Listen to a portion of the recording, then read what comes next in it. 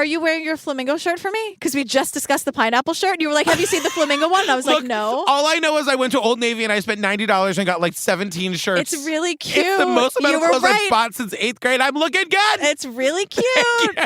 It feels like you wore it for me because we just discussed it. Well, then I did. Okay, great.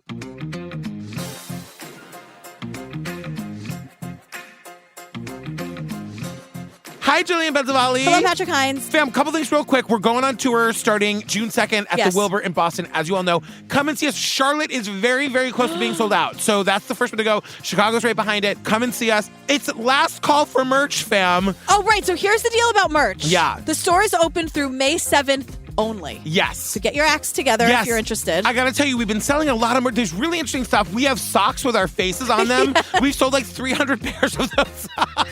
You're into that kind of thing. There's the Not a Culture, which is my favorite. There's the Dopey Garbage reimagined. Yeah, we have mugs and stickers and pins and like pencil cases and makeup cases and... Yeah, so merch store is closing May 7th. Just want to let you know. Lastly, come to Obsess Fest, October 20th to the 22nd. Two guests I'm really excited about. Who? So Roberta Blevins. Yes. She's from the Lula Rich documentary. Yes. She worked for LuLaRoe. She's going to do a couple of panels on like the intersection of MLMs and cults. Oh my God. And she's bringing other survivors and cult escapees. So she was on Let the Women Do the Work. Yes. And then I was on her podcast. Yes. And she's incredible. So she's amazing. that'll be very She's exciting. so funny. I cannot wait for her to be there. And Shayna Landry from the documentary I Just Killed My Dad. Yes. She's the genetic genealogist. She's going to be doing genetic genealogy in real time. She's going to literally unseal an envelope and like solve a genetic mystery in front of people. And then she's going to like take your questions and shit. Yeah, she was one of the people who made us scream about how much we fucking love women. Yes. That you know that TikTok? That's her. It's her. Also, lastly, Wine and Crime is coming. They're going to do like a live podcast taping. I love them so much.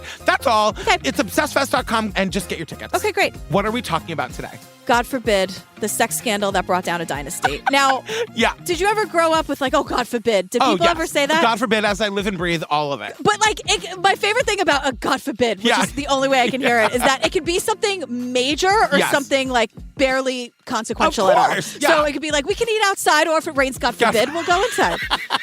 Or it's like, I'm feeling a little under the weather. I hope I don't have that infectious disease that's going around. Oh, God forbid. So God forbid. My thing about this is, number one, I love that Hulu has just branded themselves as like the trashy documentary network. Sure. Because it's like all the housewives documentaries that we've done. Right, you know what I mean? Yeah. And also, this is way, way less gay than I thought it was going to be. You wanted it to be super gay. I thought it was going to be like this fucking conservative Republican, like boinking the pool boy, but that's not what happens. No, he just watches his wife boink the pool boy. And the pool boy is kind of adorable, and he's here. Look, if I would have known that accepting this woman's invitation to go back to her hotel room would have led to a scandal involving the president of the largest Christian university in the world and the president of the United States, I would have walked away and just enjoyed my private life. The Falwells are the Southern Gatsbys. They're wealthy, powerful, and they're sloppy as They have a public image, but behind the scenes, they're freaks. At the time, I didn't really know who they were. My brother was at the age of one of their sons. He started being friendly with the kids. They had no idea that their dad liked to record his wife getting in a room by a younger guy. Do you hate the pool boy? I don't hate it. There were so many times where I was like, Giancarlo, no. I know. No, but they groomed him. Like he didn't do anything wrong. No, they groomed him. So we learn about this guy, Giancarlo. Is it Giancarlo or Giancarlo? How do we say it? I'm going with Giancarlo. That's what they said. Giancarlo feels like I'm going to get teased for saying. I'm giving him extra syllables. I'm like Giancarlo. So we'll go with Giancarlo. Yeah, he's very concerned about his parents watching this, which is like, I think that train has left the station. 100%. I think I have a lot to say about that when we get to the parents. Okay. But we learn that he's young and hot and working at a place in Miami called Fontainebleau. Yeah. It's like an outdoor...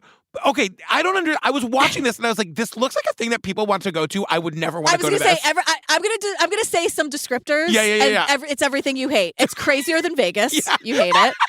It's a real party scene. Hate it. It's so loud. People waiting around for cabanas, bottle service, rich people who want to party, and everyone was getting hit on, so it was very, very sexual. You hate everything about this. You just want to be home. Yes, I want to be at home watching Mrs. Maisel in my with your husband, boxer with shorts, your family, with my family, drinking a bourbon at 6 o'clock at night, and dozing off by 7:15. Totally. That's what you want to do. Because I was just thinking, like, this guy Giancarlo, whatever.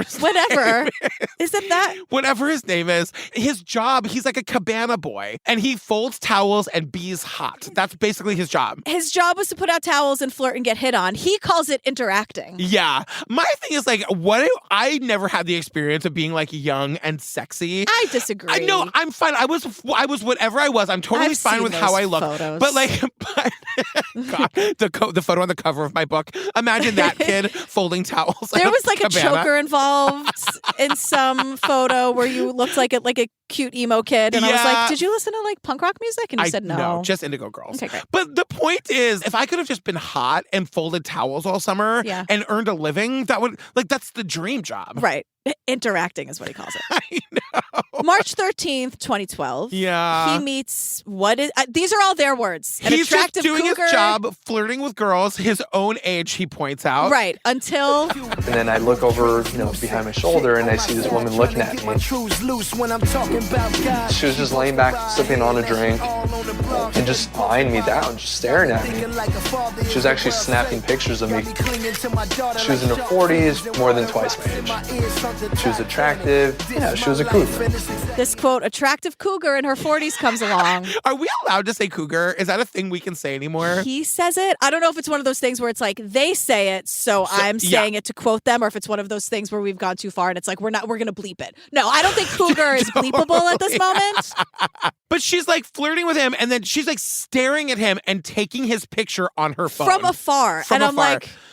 It's so different being the Giancarlos of the world and being like the women of the world or anyone else. I'd be like, who is taking my photo from afar? That's so creepy. This is how the grooming starts, everybody. Get that stigma out of your head. Well, and then he says she was in her 40s, quote, more than twice my age. Giancarlo! Because he hates them now, he has to dig anytime he can. I appreciate it. He's very calm. He tells the story in a very easy-going manner. Because she apparently finally walks up to him and is like, don't waste your time with the younger ones. They don't know what they're doing. Like, come over to Cougar Town or whatever. And she... Come over to Cougar Town. The express train. Oh, my God. So she invites him to her hotel room. Again, this is a very stupid scenario I got myself into. And I'm trying to talk myself out of it, but then I'm also like, who cares? Let's just do this. I was a horny 20-year-old. There really is no other explanation other than that. Technically, it's part of my job to interact, so that's really all I was doing. The dirty dancing of it all. I know, God. It's our last night together, lover. Carried a watermelon. Here's the catch, though. Her husband wants to watch. And this doesn't really bother him. He's kind of like, okay, if that's what they're up to. Yeah, so they drop that in, then the opening credits. Now we get the Giancarlo story. Yeah, he grew up in Miami, Cuban, working class neighborhood. His family was very religious. We'll learn later that he was like raised Republican. Which is like, how are you 20 years old to say I've been raised Republican? Like, I know. That's a little indoctrination. But also, though. like, he loves the Black Lives Matter movement. He loves the gay. Like, he's not a Republican. Well, I think a lot of people would say, like, the Republicans then are not the Republicans now.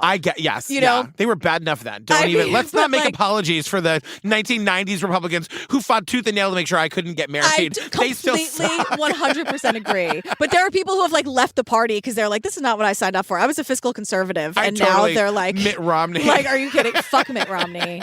I hate him. Lilia, by the way. His sister? His older sister. I love her. I love her because we first meet her and she's just like, God, he was so annoying. Growing up with him was so annoying.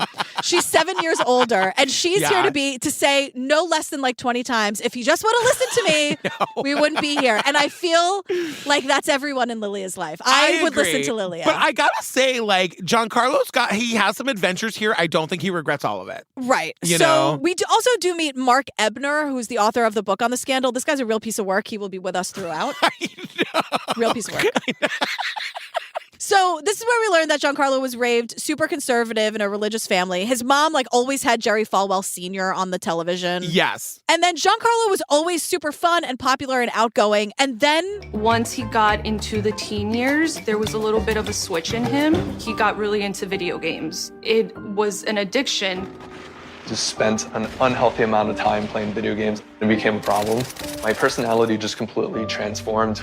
Started to isolate, withdraw. He became introverted, antisocial. He discovered video games and it ruined his life. Yeah, I don't know what came first. I don't know either. I'm not a blame the video games kind of gal. But he just says, like, this is my worst fear for, like, my nephews and my daughter. Like, they discover video games and they just go into the basement and they never come out except to refill their Cheetos bowl. Yeah, which is... I went on a car trip for a bowl of Cheetos right now. I ate Cheetos, like, the entire way there and the entire way back. Where? On the way to D.C. for Daisy Egan's live show. God.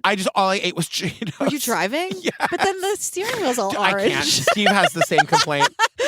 Well, in my notes, depression comes first, then the video game. So I don't know. I must have misheard it. He basically just like becomes a shut-in. Like he doesn't go outside. And then he says, after high school, I decided I had to change my life. He says, I started eating healthy and working out. And he wants to like make money and save money. So he's suddenly hot and like employable. Right. So he gets a job at Lake Cordon Bleu or whatever it's called. Right. Chicken Cordon Bleu. Right. And so now we're back to March 13th, 2012. Yeah. He accepts the Cougars' offer. Yes. And he calls his sister, Lilia, to tell her about it. He literally that is he's about to have this like sex romp with this woman. And that the husband's going to watch. And he tells her everything. She's like, Giancarlo, listen to me carefully. Don't do it, girl. This is a terrible idea. You've had many terrible ideas. I've always told you they were terrible. You've never once listened. If you've listened to me once, please, this is a bad idea. And she's like, I've always told you. I know. To listen to me. And you never do. I feel like I was going to be like, why would you ever call your sister to be like, I'm going to go have sex with this person? I don't know. I feel like I've probably done that 40 times. Really? I feel like I've probably called my younger sister and been like, I'm totally going to go have sex with this guy. And she's like, okay, great, thanks. I don't need be to know safe this. out there. Like, totally. Okay. See, now though, I'd be like, drop me a pin. Tell me where you are. 100%. Now we know better. Yeah, now we know better. But so this older woman says to him, she said, we rented a hotel room at the Days Inn, just around the block. They didn't want to do it at the Fontainebleau because their kids were staying there. The kids are staying at the Fancy Pants Hotel. Yes. And she's not like geriatric, but she's older than Giancarlo. We just keep saying older woman. She's in her 40s and he's like 20 or something. Right. But Giancarlo's sister at this time, even in 2012, is all of us because she's like, tell me where you're going to be. Yes. She like writes it down. She MapQuests it. So she tells him to meet her at the Days Inn. I'm like, keep it classy, Falwells. Like. And then like he meets her in the lobby. I guess there's a bar at this fancy Days Inn. And he's nervous and he's trying to make himself leave, but he can't. So he sits down and she hands him like a pint of Jack Daniels. Yeah, Jack Daniels. And puts her hand on his sparing no expense, I see. I know. And puts her hand on his inner thigh, and he's like, I mean, he's just a young, horny 20-year-old. And he's like, it really isn't that serious. Like, that's what it was starting out, right? Yes. So full-on seduction mode. Then they go up to the room, because you can't, like, have the husband there right away, I guess, for this kind of situation. We should also say, this is Jerry Falwell Jr. and his wife. These are not unknown people. This is, like, Jerry Falwell Jr. is not down in the lobby lounge, but, like people know what his wife looks like. Right. Like, people can recognize you at the Days Inn and the Fancy Pants Hotel. Like, exactly. If you're into that kind of thing. And they get away with this for a very long time. But I also want to say, if you are in a relationship and you and your spouse like to bring in a third, that's not my marriage. Of course. But I'm not judging you. And I got to say, I was texting you, like, the way this starts sounds kind of sweet. And that was literally before you watched, like, the second half of it. And I was like, Because I'm like, I know that the Falwells are monsters, but, like, essentially, Jerry Falwell just wants his hot wife to be happy. Yeah, like, extortion isn't part of the consent of it all. Like, if you're going to be in a polyamorous relationship, I don't care what you do. Just everyone has to be adult and of age and consenting and, like, Which is how this starts. Which is how it starts. Yeah. Because Giancarlo is just like, yeah, you can watch. Like, I don't care. Because they walk into the room. It's a small hotel room. There's 2 beds. As I walk in, it's just her husband. He's laying on the bed. Jeans are unzipped. He's having a drink, kind of giggling to himself because he's excited.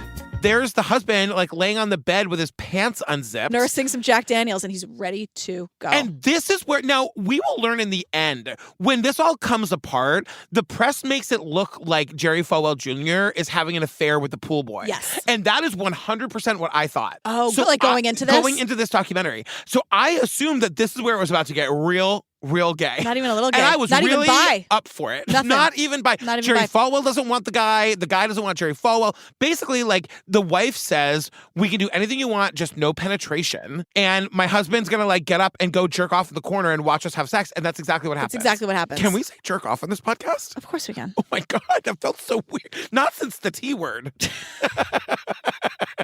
The T word. I love how we're like, we don't kink shame, and you're like, the T word. And I'm like, what? It's you. It's saying in front of you that makes me feel. I don't know. That's like, I don't like that at all. No, I don't know why. I don't say dirty words in front of you. Tits and jerk off. There, I said them for both I said both of them for you. Okay, moving on. So this documentary defines cuckold. Ultimately, it's a guy who likes to watch. I'm fulfilled on a sexual level by watching my wife with a Cuban stallion. Specifically, a Cuban stallion like Giancarlo. Now, I always thought a cuckold was someone who like has an unfaithful wife. But well, I think you're getting that from Hamilton and Shakespeare. Okay, but one and the same to me. You know what I mean? Just like one and the same. And someone says, like, even Dwight's like, I've been cuckolded by a younger man. Well, it always does feel like it has a negative connotation. Like the man is in some way should be shamed. But I Googled it and it's both now. It's sort of evolved into like a little bit of like a kink where it's like someone who enjoys watching their partner have sex with somebody else. Okay. But at first I was like, I just thought that was someone who cheated on somebody. Or like the person who's being cheated on. That's always what I thought it was. I thought it was like in Did you think Lin-Manuel Miranda just like made up a word? No. Put it in? No. I always thought the connotation was that like the man was like less of a man because this was happening. Oh, I see. You know what I mean? What did we call, I guess, the cheatery? Not the cheater, the person who's being cheated on. The cheated on. It doesn't matter. Yeah. The Cheetah. Are we back to Cheetos? We're just full circle back to Cheetos. That's what my brain was like, just keep talking about Cheetos. I know. But my stomach's like, don't. Because I want them so bad. Meanwhile, the documentary describes it as a Cuban stallion. This Cuban stallion's banging Jerry Falwell's wife. We get the on-screen, and he's watching. We get the on-screen text that says, the Falwells deny that Jerry was ever present during the encounters between Giancarlo and Becky the wife. Sure, Jan. That is a bunch of bullshit. We see video where he's there. Yeah. Like, we know this is happening. Jerking off in the corner. Yeah, so totally. They begin their sexual relationship, Giancarlo and Becky. And I think Falwell is involved because he's watching and jerking off. So this is a relationship between three people. They don't all have to be having sex for that to be. No, you know what I'm saying? And this is where I was kind of like, Giancarlo's into it, Becky's into it, Jerry Falwell's into it. He wants his wife to be happy. He likes watching it. What's the problem here? I don't see a problem. Because he's preaching against it. Well, all exactly. The time. Exactly. And that's what that's where we get. Right.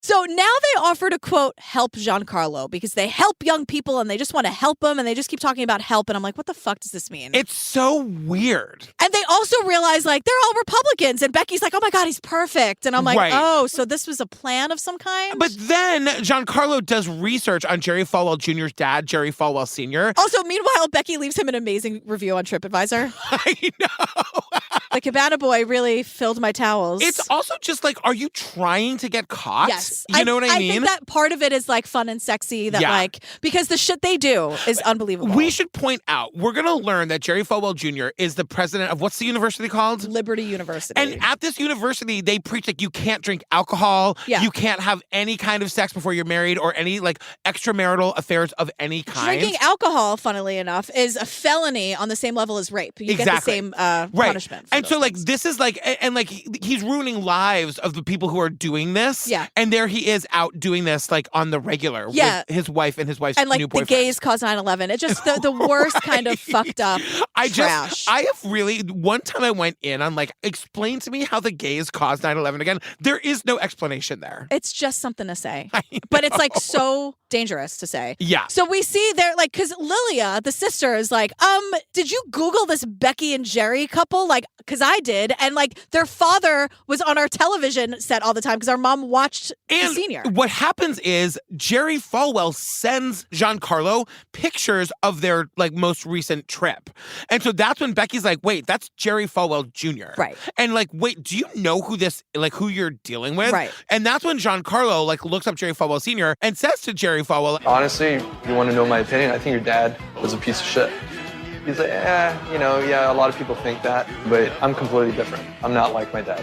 I'm a business guy, and I see the future, and I like that. Your dad sucks. Like, he's anti-gay, anti-abortion, anti-all these things. Meanwhile, I'm like, Giancarlo, you think you're a Republican. Like, do a little bit of research about what you're talking about. Right. The whole, like, we're pro-family. No, you're not. Right, you want to, like, rip families away. And so Giancarlo says to Jerry, like, your dad sucks. And Jerry Falwell Jr. is like, well, I'm not like my dad. He's the old school. I'm different. I see the future. I understand it. And, like, what's happening is that Jerry Falwell Jr. is also developing a mentor-like relationship with Giancarlo. Right. It's all part of the grooming. Right. And so this is where York, the writer says, the Falwells are the Gatsbys of the South. Quote, they're wealthy and they're sloppy as fuck. Wealthy and sloppy as Because, again, like, they repeat a lot about the horrible political stances and, like, how they are throwing money at these organizations and these things that are designed to work against, like, women and people of color and gay people and trans people. Exactly. And, like, drag queens and all that. But, like, here's the thing, too. Becky and Jerry met when Becky was 13 years old and Jerry was 18. And, like, we learn this, like, we see them at a panel discussion with somewhere. Candace fucking Owens. Yeah, and she doesn't want to talk about it, and he's making a joke about it, and we see a picture of the two of them. He looks like her fucking father. Right.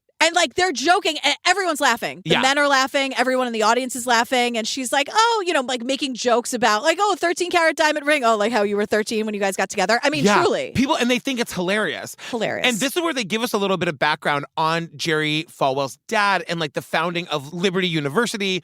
And, like, the important thing here is just to know that Liberty University is a college in the middle of nowhere. He founded Liberty University in 1971. A school for 50,000 students, from kindergarten right through a doctoral program. We have what we think is a boot camp here for the Lord, training soldiers for Christ. It's like $100 million enterprise every freaking year.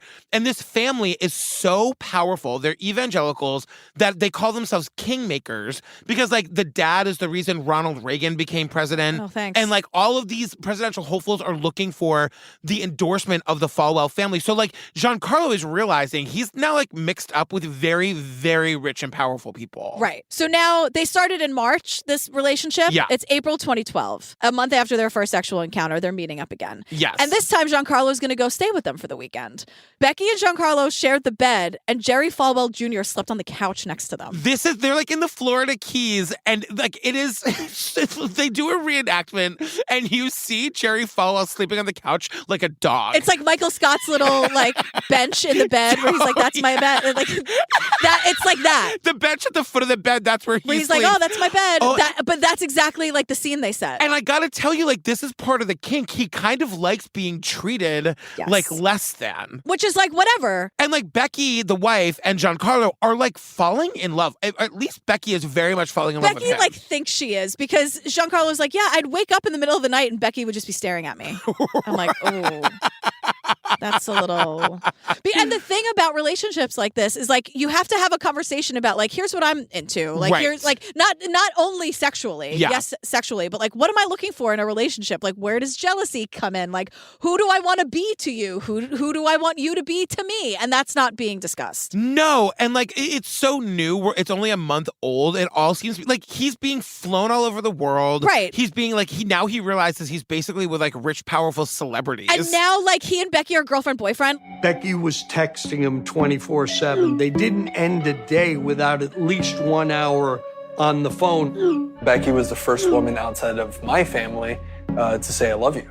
This is 3 weeks after meeting them. She says, I love you after 3 weeks. They're texting all the time. She's acting like a teenager. Yeah, and she's calling him. They're talking on the phone for hours at a time. And then finally, after like a couple more weeks go by, they take him to New York to, quote, talk business. And let me just say, they fly. This is like the early 2000s-ist version of. They're staying at the Gansevoort. The Gansevoort. They're eating 2012. at STK. Yeah. I know. I was like, oh my God, this is like such a moment in time. So it's the three of them at dinner. Becky's like making threesome jokes to the server. And like Giancarlo is like so nervous that they're all going to get caught. I'm like, you guys are all loving this so much. So much. And also like, they're like rich and powerful white evangelicals. Yeah. Nothing's going to happen to them. Like, don't worry about it. Right, totally. I hate to say it, but they're safe. So they pitched Giancarlo this idea. Yes. How about this? John, you think they call him Johnny? I don't know. They're like, we'll buy a property. Yes. We'll give you an equity stake in it. All you have to do is manage it, and you're going to be a millionaire before you know it. Doesn't that sound great and super simple? And the thing about it is, that is great and super simple. What Giancarlo doesn't realize is they're just trying to own him. Because now if they're in business together, then he can't just like walk away or date somebody else. Like now they're really entangled. Or go to the press if this all goes badly. Right. You know what I mean? Right. They're trying to like under the guise of giving him an opportunity, they now control him. Right. And he's not seeing that yet. But so they give him this pitch, you'll be a millionaire before you know it, blah, blah, blah. Yeah. After this dinner, they go and have sex, and Becky's like, we can do it for real this time because there hasn't been any penetration. And then, can I say the grossest part? Is it the song that's playing? Oh, no. What's the song? I tried to Google it, and I got a whole bunch of porn. And because The song is like... We gon' fuck tonight. My dick is getting rock hard. Oh my God. There's gonna be some fucking tonight. Take your panties off. We're gonna fuck tonight. My dick is getting rock hard. Ew! Just over and over again. No, I don't like that at all. That's what I thought you were gonna say. No, because they say like after Giancarlo finishes with Becky, Jerry, he went from just, masturbating in the corner to whenever I would finish, he would go in for round 2. Jerry, quote, goes in for round 2. Right. So, and that's what would start to happen. So now that she was like, we can have sex where there's penetration, Giancarlo would always go first, and then Jerry Falwell Jr. would go second. Yeah. Oh, my God. So Giancarlo goes back to Miami, and he's like, these rich people want me to buy something. He's telling his sister Lilia, and it's also like, Giancarlo, I know. Lilia is always going to say that whatever you're pitching her is a terrible idea. Like, why do you keep going to her? But she can also see 5 moves ahead. Of course. She's like, wait a second. Why are you looking for real estate? You don't know anything about this. These rich, powerful people want you to go into like, don't you see what's happening here? And he doesn't. And then she's like, and now you're going to rely on the Fernandezes? And I'm like, who are the Fernandezes? Okay, so we learn about Jesus Fernandez Jr. and Sr. Senior apparently has a real estate license in Florida, and they can find properties. But we learned these guys are just total scumbag, like shysters. Yeah, they're scam artists. Someone said you're classic wannabe Miami bullshit artists. Yes, and like they would like move into big houses, and then the cops would come and throw them out of the houses. They're like hustlers and they're liars. And Giancarlo's like, yeah, cool, let's be in business. Totally. It's like Giancarlo. And the dad who's helping him find a property to buy doesn't even have his real estate license anymore. Yeah, and it's also like, I'm sure, again, like there was so much context where Giancarlo was promised everything. And Jerry Falwell's like, I am rich and powerful. I'll always have your back. Don't worry about it. Like he was just being fed all this information that was just not true. So of course he believed it. Exactly. And so the Fernandezes find this like hostel. Jesus knew the real estate side. I knew the hostel side. And Giancarlo had the financial backing. I called Jerry. I said, hey, come down. I have some guys that are going to find the best investment property.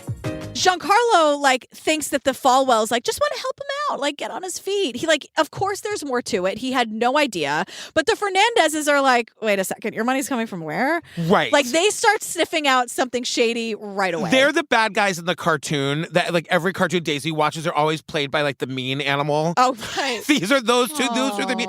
Because what happens they is... have, like, big, like, bags of money over there just, like, sneaking through. They're getting on the airplane. Yeah. What's happening is that the Fernandezes were going to find the property and get a commission. Then they were going to be out.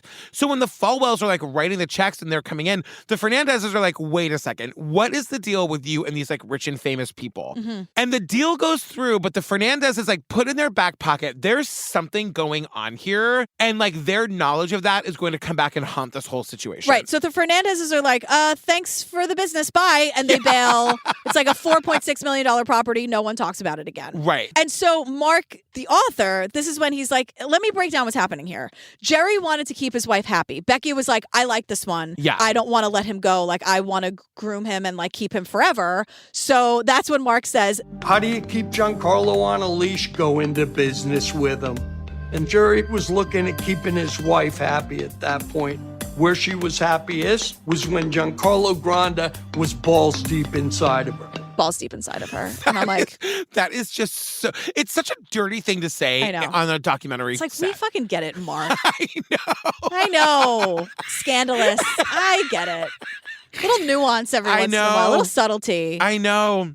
Then things like the relationship between Becky and Giancarlo starts to deteriorate because Giancarlo gets an actual girlfriend his own age. Because he really thinks that it's like, well, I can still be in business with these people and also be a 21-year-old. He thinks they see promise in him. Right. He thinks that they think he's like a good business person and that's why they want to work with him. Right. He's not understanding that they are buying him for her and to keep him from talking to anybody else. Right. And so he gets this girlfriend and like Becky is devastated. And so he keeps up the emotional side of the relationship because she was such a manipulative nightmare if he didn't. So like Becky would call him crying. Then if he didn't answer, which was the right thing to do, Jerry Falwell would be like, can you please answer my wife's phone calls? Oh my God. Or else. Can you, Like, can you imagine? And meanwhile, if you're the girlfriend, what is she thinking? Well, she probably, I hope, ran as fast and as far as she could. Because Lilia was probably like, don't do this, girl. Courtney, run. And that's my own brother I'm talking about. Get the fuck out of here, Court. Yeah. Call me. We'll go for drinks next week. He's now starting to learn that he can't trust these people. It's all feeling very controlling. And he realizes, so either I bail and lose money, or I'm just like trapped in this controlling relationship. So. Right. And then in July 2012, Becky sends him a text and she's like, I was watching some video clips on my phone, ... Wow. These are two people that are very passionate at lovemaking. But seeing you in person and looking at you in the eyes make me want to rip your clothes off and get the shit fucked out of me. At that moment, I just like set off an alarm. And that was the first time that I realized, oh, they were recording everything. And Giancarlo was like, I'm sorry, what? He had no idea that the Falwells recorded the boinking. And so there's this... Boinking. The boinking. Nice. See, Mark? That's how you do it. You don't always have to say balls deep. There are other ways of saying it. That line could have hit just as hard if you said, and she's happy when she's boinking Giancarlo. That would have made the exact same point. I just love the text. Oh my God, I'm so turned on from watching our sex tapes. And that is also, like, all jokes aside, so manipulative. It's them saying, by the way, we've got the fucking goods on you. Right. But she's also saying it in a way that's like, this is so hot. So she's not like threatening him just yet. She's just dropping it in this like sexy kind of way. It's so shitty. This. Yeah. So now we have to talk about Trump for 25 minutes. Can we not? Let's go through this quickly because... Okay. I mean, again, like the Falwells, they got Ronald Reagan to be president. Like their endorsement means a lot. So, but this is way before he was running for president. So September 2012, Becky calls Giancarlo and was like, do you want to meet Trump? Giancarlo is like, he's looking into the camera and begging you and me to be like, please understand. I read his book. I thought he was a good businessman. I wanted to be like that Trump, not the current Trump. He was always a bad businessman. I know, but we didn't He was always like a joke know in New York City. I know. Like, I don't care how many gaudy fucking gold hotel buildings he has. Everyone knew he was a fucking joke. It's true, but like, I don't think Giancarlo's a big reader. I think like maybe Trump's book was the only book he ever read. And like, you think Trump wrote that book? Exactly. Let's get real here. But Giancarlo, like, of course, wants to meet Trump, and Becky is doing anything she can to show like worth to him. You know what I mean? Right. One thing before we like transition away from Trump, we got to say when Giancarlo met Trump, Michael Cohen was there. Oh, he'll come back. Michael Cohen is like Trump's fixer and like everyone's fixer. So he's at that meeting. Just put a pin in that. Right. So, you know, he's so excited he meets Trump. But at the same time, like while they're just sort of making all of his dreams come true, he's staying at their home. Giancarlo is staying at their family home. This is wild. Becky would refer to Trey and their other son Wesley and their daughter as my siblings. If you look at it, it's a good cover story. They were always going to be able to say, yeah, you know what, we saw him as a son and we were just trying to help him out. Christians are known to reach out to people that are vulnerable and going through a tough time and lifting them up. The kids saw it as something admirable. The Falwells start using that as a cover. They're like, oh yeah, he's just like another one of our kids, just like coming to visit. So Giancarlo, remember how he was dating, let's call her Courtney? Totally. She feels like a Courtney. I love her name is Courtney. Yeah, and Lilia was like, girl, run. So Giancarlo, because he's basically being harassed by Becky and Jerry Falwell, he breaks up with his girlfriend. Yes. And he's like, and now things are back to normal with the Falwells. And it's like, nothing about this is normal. And like, like you can tell that even when he's saying it, he hates it. But like as soon as they break up, he's back to texting all night with Becky, getting off the phone saying, I love you. And Becky he says that Becky pretended to feel bad about the breakup, but you know she didn't. And it reminded me of that scene in The Devil Wears Prada where she's like, oh, you're so full of it. You're not désolé at all. Where he's like, oh, I'm so désolé about your breakup. That's all I heard was Anne Hathaway. Oh, you're not désolé at all. Oh, God. Anyway, so now things get even darker and more fucked up because Giancarlo is getting close with their kids, some of whom are his age. And like he gets invited to one of their weddings. We see the pictures with him like in the background. Oh, yeah. And we are told. With family vacations, whenever they went down to Miami, Becky would just sneak away and, have sex with me. There's a running joke amongst the kids and everyone. There was like, where's Becky? She's always missing. They actually made a shirt that said, where's Becky? It's like a little inside joke amongst everyone. She was hanging out with me. it became a joke of like, where's Becky? Where's Becky? Shirts were made. We have a t-shirt in our office now that says, in Natalie Grillo, I trust. Yes. I think that t-shirts like that are sacred. Absolutely. The Where's Becky t-shirt of it all. Can you imagine if you're the kid and you watch this documentary and you learn for the first time where your mother actually That's where she was? the entire time of your wedding weekend? Yeah. No, once again, the only reason, like if Jerry and Becky Falwell have this like allowance in their marriage, great. I'm not shaming that for a second. It's just the fact that they are actively punishing and ruining the lives of people who do this in their community and church. Right. Like the hypocrisy of it all. And they're also doing the same thing to Giancarlo. Like they're not letting him leave this relationship. Yes, which exactly. is not how it should be. Yeah. And Giancarlo was saying, like, I had to lie to everybody in my life. I wasn't good at it. I became a liar. He goes, the Falwells were living their best lives. They were professionals at living a double life. Oh, yeah. This is not the first time the Falwells have done this. Not at all. You know? For Becky to be like, oh, he's perfect. He's Republican too. Oh, he's this. Like, she was like hunting for him. Exactly. That's exactly what happened. So in October 2014, all of a sudden the Fernandez family is back. Remember the father-son duo who helped them like get that hostel in Miami that Giancarlo's supposed to be running? Right. So Giancarlo gets a letter from their lawyer. Basically, it's a lie. Yeah. But the lawyer is saying like, hey, remember that hostel they helped you get? They're supposed to be entitled to 50% of all of your percentage. Right. They want it. So what they're doing is they're blackmailing Giancarlo and using like legal letters from their lawyer to do it. Because what they're really saying is that we've got the goods. We've got pictures of you with Jerry Falwell's wife, and we will expose you if you don't give us this money. Right. So Giancarlo instantly calls Jerry Falwell. Right. Who has a lot to hide. Like this could destroy him. Because he is the president of a university that is against everything that he's actively doing. Right. So Jerry immediately turns around and throws Giancarlo under the bus and blames Giancarlo for having this crush on Becky and he just won't leave my wife alone and all this shit. So there's a mediation. And at the mediation, Jerry Falwell's like, give them whatever they want. They want 50% of Giancarlo's money, give it to them. The son and the father come back and they're like, no, that was just to get you in the room. And they declined. They figured they could get a hell of a lot more. They didn't really want half of the equity stake. They wanted millions. He disguised this shakedown as a lawsuit. It was just them saying, we know what happened with this relationship. Not only do we know, but we have compromising material. We have photographs. We actually want millions and millions of dollars. Because we know you have it. Because we also learned that the Fernandezes are like $300 million in debt. Right. We see a bill that's like $370 million. I mean, I'm not defending the Fernandezes, but like the Falwells are a pretty great mark. 100%. Because they have so much dirt on Yes. them and so much fucking money. Totally. Come on. Yeah, it's kind of like, I don't want the Fernandezes to win, but I'd love the Falwells to lose. That's exactly it. So Giancarlo looks around and realizes I kind of don't want Giancarlo to lose. Like, I like him. I don't want him to lose. No, I just don't, He's the victim here. He's the victim, but he's also a Republican. I know. But he eventually is like, fuck you, like, you're terrible. Yeah, anyway. totally. So Giancarlo looks around and realizes, oh shit, I'm on my own. Well, because the Falwells make it really clear, like, we love you, kid, and I love watching you fuck my wife. Sure. I love watching you get balls deep into my wife. Boink. I love watching you boink my wife. Which was a thing that was said in so many words. True. But they're like, we are taking care of number one. Like, Right. we will protect ourselves at all costs. So Giancarlo comes clean to his family. Can you imagine telling your parents this? I mean, look, you're 20 years old, live your life. Yeah. You know what I mean? But like, his mother takes it especially hard because she loves the Falwells. She loves them. Ms. Giancarlo.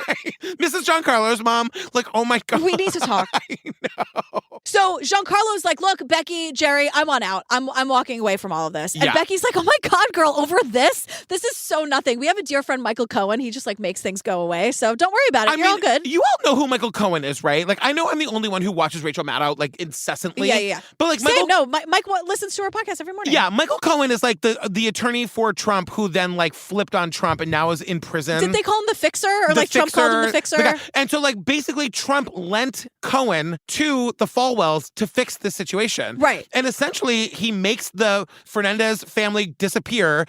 After Michael Cohen intervened, it seemed like our problems just went away. The Fernandezes and the lawsuit just vanished, and it did for a while at least. But he didn't just help him out. Now he owns the compromising material. Now Michael Cohen owns all that incriminating evidence against the Falwells. Like the photos and the videos of them having sex, like all of that kind of stuff. So now, like, he's got that in his back pocket. Right. So it's May 2015, and Giancarlo gets a call from the Falwells, and they're like, we're in Miami. We need you to come to the hotel, and we got to talk about something serious. So, like, he gets to the hotel, and Jerry Falwell says, I want to pay you $1.1 million for your equity stake of the hostel. I also own a La Quinta in Lynchburg, and I want to give you an equity stake to the tune of like $50,000 a year. What do you think? Now, there's no actual money changing hands, but Giancarlo instantly is like, absolutely. That sounds like a great deal. Sitting from where we are, it's so easy to say, like, you should have walked away, Giancarlo. Right. You could have, like, once Michael Cohen made everything disappear, but he is like, they have their hooks in him. And what they're doing now is they're dangling the carrot. So they're not actually giving him this money. What they're doing is promising the money. You just got to stick close to us, which means you can't really talk about us. No. You can't tell anybody. You can't go to the press. You can't sell your story. Yeah. And you got to stay loyal. Because there's this like multi-million-dollar payout to you just around the corner. Yeah. And also, why don't you work at Liberty University and just get more He says no to that offer, thank God. Thank God. But yeah, essentially the Falwells are just trying to keep him close. Right. Without actually paying him off, because if they give him the money, then he's free to go. Exactly. So now we get like more about how racist and horrible these evangelicals are. They're on the wrong side of history about like civil rights and porn and gay rights. There's a clip of them saying like, well, it's just so clear that men and women aren't the same. Right. And I'm like, no, I know. But, like, this is where we get to the part where Jerry Falwell Jr. endorses Donald Trump. And this was a really big deal if you remember this election, because Falwell and Liberty University endorsing Trump, A, means there's tons of money there. Of course. But B, Jerry Falwell, like, the Falwell name is so influential in the evangelical circles that once Falwell did it, it made it easy for all the other evangelical pastors to do it. And they're saying, like, evangelicals didn't care about Donald Trump not being Christian. They were willing to take a man who had been married 3 times and had 5 children from 3 different mothers, just like they didn't care that Ronald Reagan wasn't evangelical. Evangelicals, all they wanted to do was win, and they were willing to win with anyone that they possibly could. So they didn't give a shit who he was, where he came from, he's what he had done. He's basically a televangelist. Exactly. The way he, whatever. So, like, they're all hypocrites because, like, he's not religious. He loves sex. He's an abuser. They just didn't give a shit. So it's July 2016, days before the Republican National Convention, and Jerry's just giving Giancarlo more money. And this is he's promising him more money. He says, like, hey, we got another $600,000 payout for you, but money never materializes. And also, it's just the promise of money to keep him close. And so Giancarlo is watching, like, first he met Donald Trump, like the guy who wrote that book that he liked. And now Jerry Falwell is, like, rubbing elbows with the potential next president. And this is, like, pretty intimidating for Giancarlo. And what's happening is that he's watching Jerry change. Jerry used to just be the sweet old guy that was jacking off in the corner while he was balls deep in his wife. Boink. And the fact that I got all the way through that sentence without laughing. Because it's like tits, now that you're saying it, it just rolls right off. He was the sweet old guy that was jacking off in the corner while Giancarlo was balls deep with his wife. See? But the point is, he's watching Jerry change. He really did have like a fatherly relationship with him. Jerry was mentoring him, and they did have a nice relationship. Right. But we see Jerry Falwell on TV becoming more conservative, more crazy, being overtly racist. Yes. Just like spouting, whatever the word is, Trump's lies. So Giancarlo, I'm sitting here and I'm like, Giancarlo holds a lot of power here. Yes. And it's like everyone seems to know that except Giancarlo. 100%. And everyone's counting on him not knowing Like, that. He could have ruined everything for the Falwells and saved our country a great deal. It's not Giancarlo's fault. It's not. But like, I'm not blaming Giancarlo, but to watch it now, it's like when you're so in it, you don't realize the power you have because you're just being told, like, you need me and I'm controlling you, And what is so interesting, I think, and done so well in this documentary is, I mean it when I say he was just a sweet old man jerking off in the corner. Right. And you see him changing. After Trump was inaugurated as president, Falwell felt invincible. And he was increasingly weaponizing Liberty University and making it into an arm of the Trump administration. I call Liberty the Fox News network of the academic world. He wants to continue his father's legacy of being a kingmaker. But now we learn that Jerry Falwell is just drinking all day. Yeah, he was drunk on power and tequila. We see a picture of him with a water bottle, as we're told that he's walking around Liberty University all day with a water bottle that's half water, half tequila. He's giving speeches hammered. and we hear him. He's like, an abortion, another thing. He can't even say the word abortion.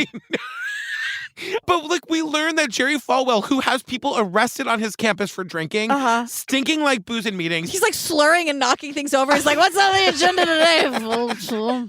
Like, Jerry. But he's also like texting incriminating photos. Like this young girl, a student at his... Underage. Like is exposing herself to Falwell. He texts it to Giancarlo. But she's like on his property. She's like in her underwear in his kitchen. Did you get this too? Like they own a farm that has a Confederate cemetery. You think it's not highlighted? Oh my God. Yeah. A Confederate cemetery. Then he starts getting, and it's like this shit just gets darker and darker. Shooting guns in the backyard. And then Jerry said, well, the good thing is now I know if Becky were to run away with someone, I know who it is. He said, if that were to happen, if she tried to divorce me, I'd probably have her killed. At that moment, I really took it as a serious threat. He would have Becky killed if she ever files for divorce? That is, and Giancarlo is saying, like, these people are so powerful, they could make me disappear and nobody would know. And that's probably true. Because they have so much to lose and they have so much money, like they can get, and it's like, where are the other people they did this with? We meet this journalist. His name is Aram Roston, and he's an investigative journalist. And basically, he starts looking into Jerry Falwell because of Falwell's endorsement of Trump. He's like, the Trump thing makes no sense. The evangelicals, this like sex-crazed abuser guy, like what's going on? Right. And so as soon as he looks into Falwell, he finds that lawsuit from the Fernandez brothers. Yep. So he starts looking into that. That leads him to Giancarlo. And so he somehow gets Giancarlo's number and texts him and is like, girl, do you want to talk? Right. But Giancarlo is being, like, he's still under the thumb of the Falwells because of the promise of all of this money that's right around the corner. Right. And the Falwells are like, just give no comment, and that's what he says. Yeah, but this article comes out. Our first BuzzFeed story, it disclosed the existence of this business relationship, this unusual litigation, this unusual youth hostel, the involvement of the pool attendant. It also mentioned Michael Cohen. And it also mentioned the endorsement and how important that endorsement was. He sort of just writes what he can find, and this is the beginning of Jerry Falwell and the pool boy. It's like all of these memes, the pool boy memes. Because all that this author, this journalist knows is that this pool boy, Giancarlo, has some kind of relationship with Jerry Falwell Jr. Right. And the implication is that it's some kind of gay relationship. And like Michael Cohen's involved and Trump is involved. But this is what I fully believed until I watched this documentary. Wow, I thought it was fully the pool boy. I knew there was a thing about him being balls deep in the wife too. It's your favorite thing now. It's my favorite thing. But I knew there was a thing about watching him like have sex with the wife, but also the implication was that like Falwell was into the guy. Right. But that's what the world thinks is happening when this article comes out. But so this also, everyone's like, Giancarlo is memed and it's horrible. But this like wakes him up to finally start speaking. Because it coincides with him getting accepted to Georgetown. Giancarlo, I didn't know you were brilliant in addition to gorgeous. Yeah. I thought you were just like the hot pool boy folding the towels. Right. And that was as good as it was going to get, which sounds like a great job. It's like...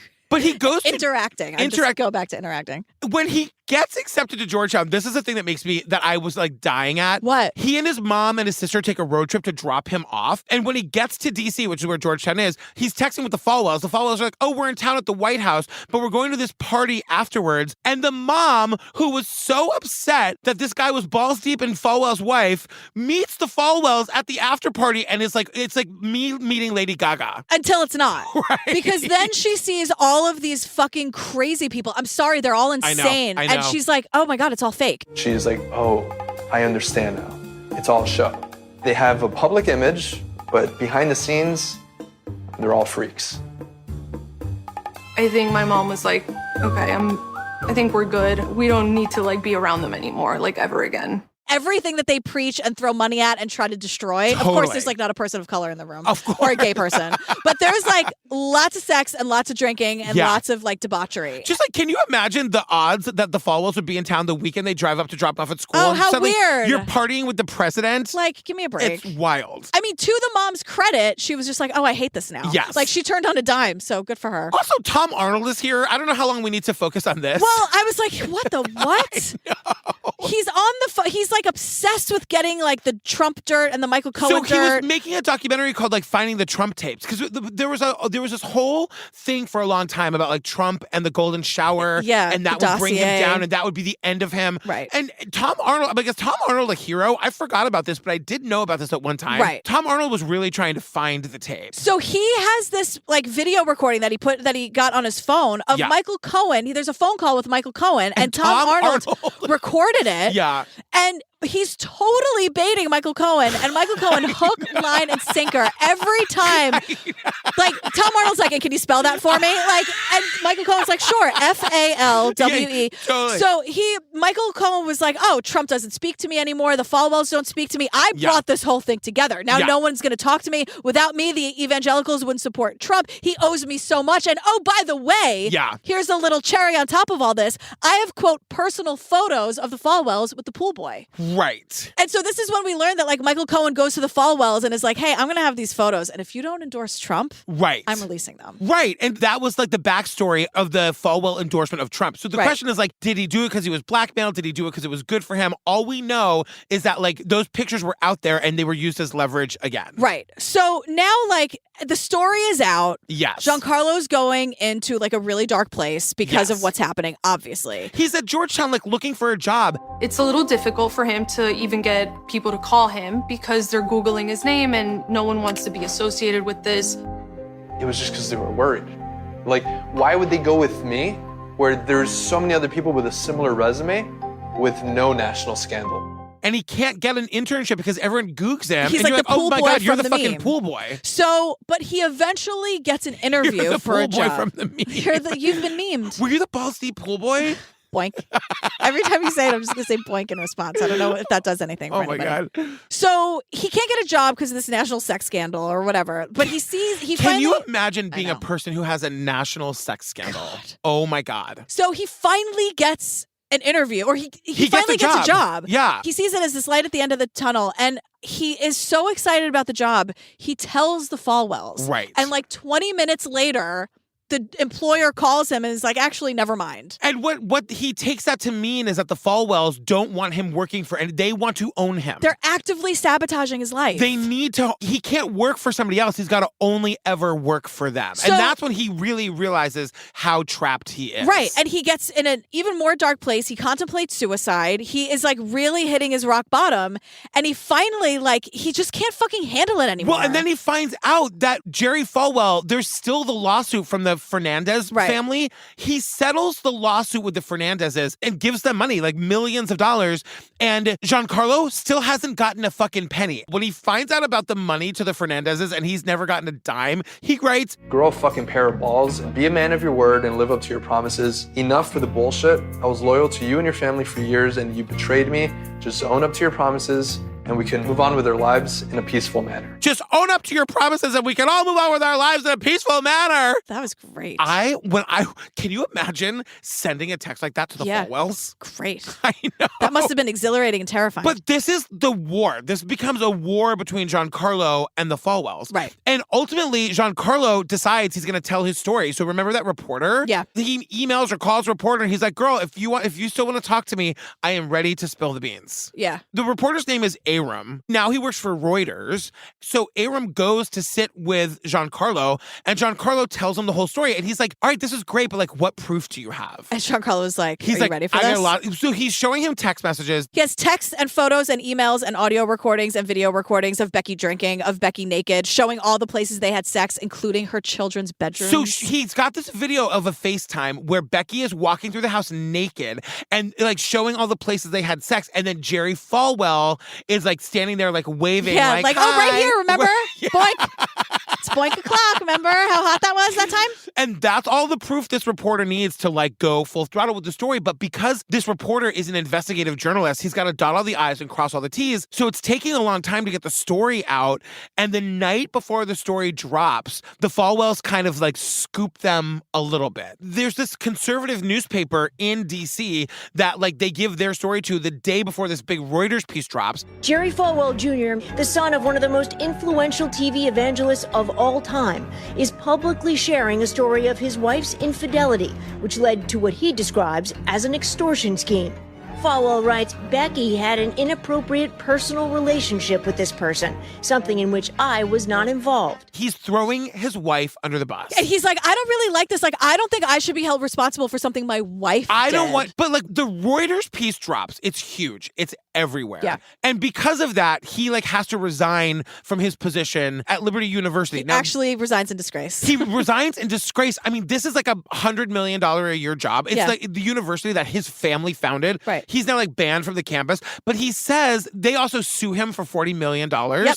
And he says, the reason he gives for his resignation is because, quote, I don't want something my wife did to harm the school I've spent my whole life building. Just a piece of shit to the very end. Because I'm like, did he and Becky come up with that story together? Is she falling on her sword here? No, I think he threw her under the bus. Yeah. Because then, like, now that everyone's talking about stuff. Yeah. Because everyone's like, oh, the Falwells are like that. Oh, shit. So now all of these, like, survivors of sexual abuse that they let all happen on the campus. At the university. Are coming forward saying, like, no, I was silenced. No one believed me. I was fined. It was over 50 former Liberty University staffers and students, all of them raped. Yeah. Yeah. And they're all coming forward saying, like, this is what, like, campus culture is like here. Yeah, and then it's a clip of, like, look at all these people that went to Liberty University who are now at January 6th. I'm like, oh, my God. Oh, my God. This won't stop, like, exploding. Like, this is like a train that's on fire that just won't stop exploding. And, like, that's just kind of how it ends. Like, Giancarlo is out there, I guess, living his life. Do we have an update on Giancarlo? We don't have an update on... I mean, he did this documentary, so he's feeling pretty good. Yeah, he still looks great. And you can always fall back on your towel folding job. Like, I'm sure they would still have you at Miami Blue or whatever it was called. To interact with people. Just be careful and listen to Lilia. Yeah, listen to your sister. Totally. Would you? Thanks. Oh my God, girl, we did, what's it called? God forbid, the sex scandal that brought down a dynasty. Oh my Lord. Fam, don't forget to come and see us on tour. It's been a while since we've been out together. Oh my God, forever. I'm so excited for the people to see you. Oh, that's so nice. They've had enough of me. I go out a lot, but I think not true. It's very exciting for people to see you. Oh, that is very nice. It makes me feel shy, but thanks. I'm excited to see everyone. We're doing the Jinx. It's gonna be wild. It's gonna be great. The wigs are crazy. It's amazing. Another day, another wig. Another day, another wig. Come see me on my book party tour. I thought I was done announcing cities. I've got a couple more cities to announce before the end of the summer. Okay. Come to my book release party September 26th, the day the book comes out.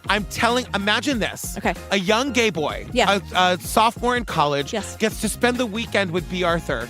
She gets drunk and is mean to him the whole time. What could possibly go wrong?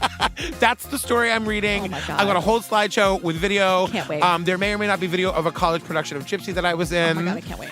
I cannot wait. I will be there front row. PatrickFails.com. What are we doing next? We are finally covering a documentary about the Hillside Stranglers. Oh, yes. So this is a show called World's Most Evil Killers on Peacock. Yes. So we're doing the episode on the Hillside Stranglers. I can't believe they haven't gotten their own like Netflix doc yet. Yeah, there's one that's like 6 parts, and it's like we have so much to get to on Patreon, and I'm just like Natalie and I were trying to figure it out. So Hillside Stranglers, we're getting it done. We're getting it on the cow. All right, check out the trailer for that. Our fun, ridiculous, and hilarious outtakes where I probably say balls deep 80 times. I mean, beep. Can the beep be boink? Is that possible, Tom? Is that even funny? I don't know. I don't know. All right, fam, we love you. We love you. All right, bye. Bye. November the 13th, 1977, Los Angeles, California. Schoolgirls Dolores and Sonia were on their way home from a day's shopping when 2 police officers stopped them for questioning. But the so-called policemen were in fact killers. The partners in crime went on a killing spree, murdering 10 young women in just 4 months. Many were dumped on hillsides across LA, lending the killers their infamous name, the Hillside Stranglers. These 2 were not going to stop until they were caught. This had a really devastating effect on the lives of women in Los Angeles. The deadly duo terrorized the streets of LA whilst masquerading as police officers. They raped and tortured victims as young as 12 during their sickening rampage, making Angelo Bono and Kenneth Bianchi 2 of the world's most evil killers.